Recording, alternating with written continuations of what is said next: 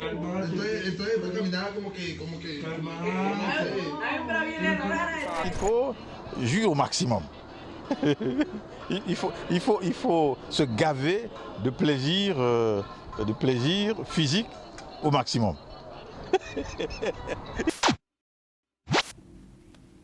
Les amis, l'heure est grave. L'heure est vraiment très grave. Et il est plus qu'urgent que nous puissions trouver des solutions pour lutter contre ce phénomène qui prend de plus en plus d'ampleur dans nos sociétés. Très inquiétant. L'hypersexualisation des jeunes. Si vous vous demandez ce que c'est tout simplement la médiatisation et surtout la banalisation de la sexualité auprès des jeunes, des enfants et des adolescents. Vous avez certainement déjà vu passer ce genre de vidéos où des enfants de 4, 5, 6 ans dansent comme des adultes, habillés comme des adultes, de façon sexy, dansent avec leurs reins, dansent avec leurs postérieurs. Et cela ne choque personne. Vous avez peut-être aussi déjà vu ces vidéos où des jeunes s'adonnent à des actes sexuels, filment cela, comme vous avez vu dans cette vidéo-ci, et mettent ça sur Internet, et cela ne choque personne. Pourquoi j'en parle aujourd'hui? Parce que nous disons tous que l'avenir d'une nation, c'est sa jeunesse. Nous sommes fiers de dire que la moitié de la population africaine est constituée de jeunes de moins de 25 ans, n'est-ce pas? Mais quel avenir nous voulons pour le continent si cette jeunesse s'adonne à des actes de dépravation et si cette jeunesse est distraite au lieu de se former, de s'éduquer et surtout d'apprendre la science et la technologie qui nous permettront de pouvoir rattraper notre retard, d'accord? J'en parle personnellement parce que c'est quelque chose aussi qui me tient à cœur. Moi, j'ai 2 enfants aujourd'hui. Je fais partie de plusieurs groupes WhatsApp, comme vous certainement.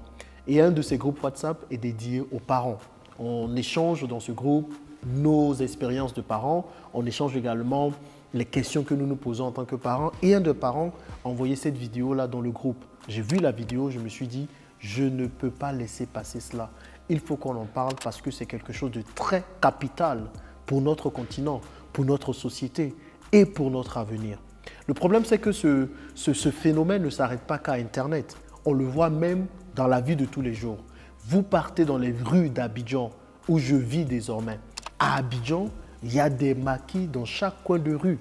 Il y a des bars dans chaque coin de rue. Et quand vous allez voir quelques-uns de ces bars ou de ces maquis, parfois vous avez des jeunes de même pas 14 ans qui y sont, qui boivent des bières, qui dansent comme des adultes.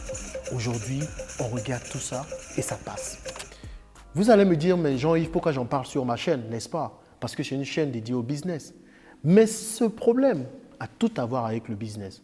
C'est totalement lié. Parce que rappelez-vous, je vous dis toujours que le premier business de tout entrepreneur, c'est de réussir le business de sa famille.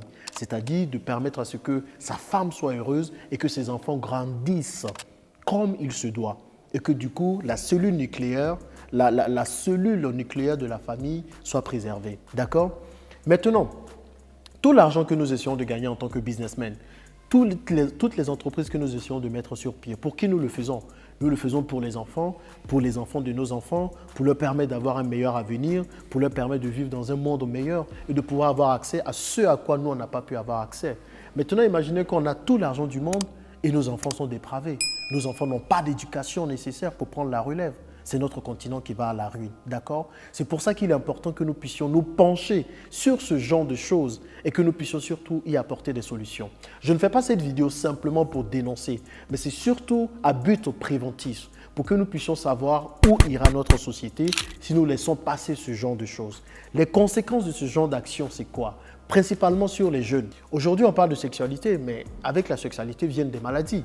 C'est-à-dire que ces jeunes-là, demain, seront bourrés de maladies sexuellement transmissibles et tout ce que vous voulez. Demain, ces mêmes jeunes vont se retrouver enceintes. Vous imaginez des jeunes filles de 13-14 ans tomber enceintes. Comment vont-elles pouvoir éduquer leurs enfants? On veut construire un continent fort, n'est-ce pas? Mais on ne construit pas un continent avec des enfants qui éduquent d'autres enfants. Nous partons totalement à la ruine. Et demain, le problème, c'est quoi? C'est que c'est la porte ouverte aux prédateurs sexuels. Je suis désolé, mais si vous mettez des vidéos de vos enfants danser en sexy et sur Internet surtout, eh bien vous donnez l'opportunité à tous ces prédateurs-là de voir vos enfants comme des proies et demain peut-être de faire tout pour pouvoir faire des choses avec vos enfants. Je n'ose même pas imaginer ce que cela peut emmener, mais il faut vraiment tenir compte de toutes les actions que nous posons. Et comme je ne pose pas de problème sans solution, et je pense qu'il faut qu'on se penche sur quelques solutions, il faut que nous puissions éduquer sexuellement nos enfants, c'est-à-dire éduquer les enfants de sorte que le sexe se passe dans le bon cadre, dans le meilleur des cadres, et pas de cette façon-là. Parce que finalement, nous assistons à tellement de choses dépravées que nous allons aller à la ruine du continent, d'accord? Je fais cette vidéo rapidement vraiment pour tirer la sonnette d'alarme, pour dire de faire attention les amis et de ne pas laisser ce genre de choses passer sans les dénoncer et surtout sans prendre les actions qu'il faut. Moi, je me rappelle, dans les temps anciens, en tout cas de ce que nos parents nous racontaient, où l'éducation de l'enfant reposait sur toute la communauté. C'est-à-dire, quand un enfant sort, le voisin avait droit de parole sur l'enfant. La voisine avait droit de parole sur l'enfant.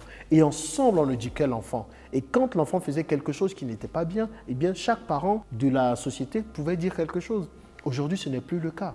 Quand quelqu'un parle sur l'enfant de l'autre, on vient dire « Ah, pourquoi tu as parlé sur mon enfant? Tu n'aurais pas dû. » Et finalement, les enfants sont parfois livrés à eux-mêmes. Parce que les parents eux-mêmes, qu'est-ce qu'ils écoutent? Qu'est-ce qu'ils regardent? Des vidéos où on parle de sexe à n'en point finir. Je parlais de ça dans une précédente vidéo où les coachs qui parlent de sexe à n'en point finir dépravent finalement la société. Eh bien ça, c'est une des conséquences de cela. On va assister de plus en plus à ce genre de choses-là. Parce que nous-mêmes, en tant qu'adultes, on ne met pas les garde-fous pour pouvoir protéger notre société, protéger nos enfants. Nous sommes tous fiers de dire que la moitié de la population africaine est constituée de jeunes et que cette jeunesse est l'avenir de l'Afrique. C'est à nous d'en prendre soin, d'éduquer cette jeunesse afin que demain, elle puisse relever tous les défis du continent. Parce que les défis que le continent a, il y en a énormément de cas. Et je compte sur vous vraiment, et je compte sur chacun de nous pour pouvoir mettre tout en place pour protéger notre jeunesse, pour protéger nos enfants et faire en sorte que ce que nous ne voulons pas qu'il arrive, arrive. Merci.